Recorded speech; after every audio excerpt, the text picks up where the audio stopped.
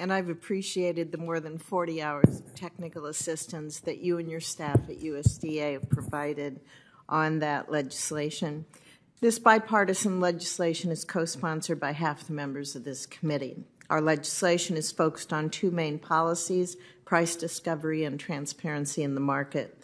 Do you agree that a robust, competitive, negotiated market is essential to ensuring price discovery takes place in the cattle market?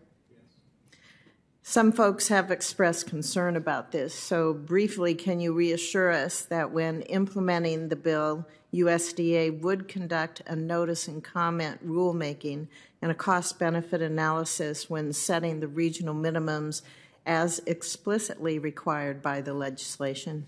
We will follow whatever Congress directs us to do. Thank you.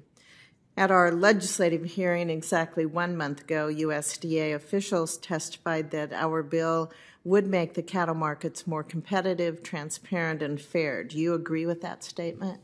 I do, and I think it's important as well for us to increase capacity, to have more competition as well. I think there's a combination of both legislation and increasing capacity.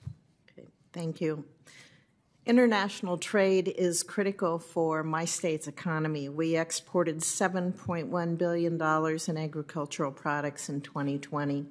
I've heard continuously from Nebraska's ag producers who are frustrated about the lack of a trade agenda from this administration. We have seen no push from the administration to work with Congress on trade promotion authority. We've seen no push for the administration to pursue new agreements that provide market access. That is true just this week with the announced Indo-Pacific Economic Framework. And we have seen no push to name a qualified nominee to be USTR's chief ag negotiator. With that said, I would like to ask about a specific trade issue impacting Nebraska corn growers.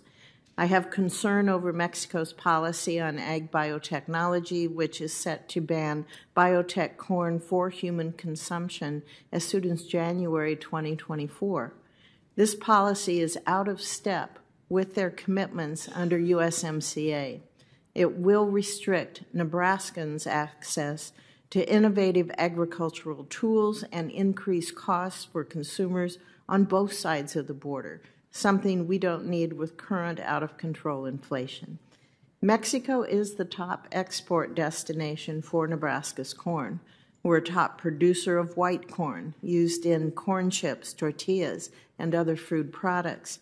Planting decisions will begin soon for the 2023 corn crop that will be exported in 2024. That means that Nebraska farmers need certainty from this important trading partner right now. So, Secretary Vilsack, how is the administration working with Mexico to ensure continued market access, in particular for white corn used in food products?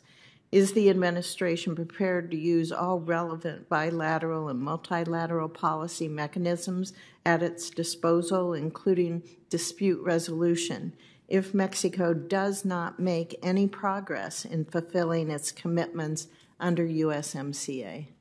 I recently had a conversation directly with the President of Mexico about this issue of corn, and I'm confident that exports of corn that your farmers and farmers across the country are relying on are going to continue.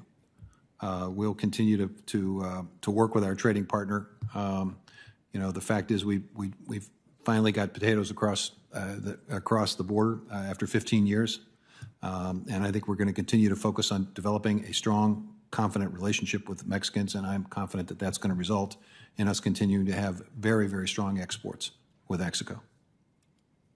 Thank you, and I hope you will be able to use the tools at your disposal with current trade agreements in order to be stern and resolute with Mexico on this white corn. We haven't shown a reluctance to do that with our Canadian friends on dairy. So, thank you. I appreciate it.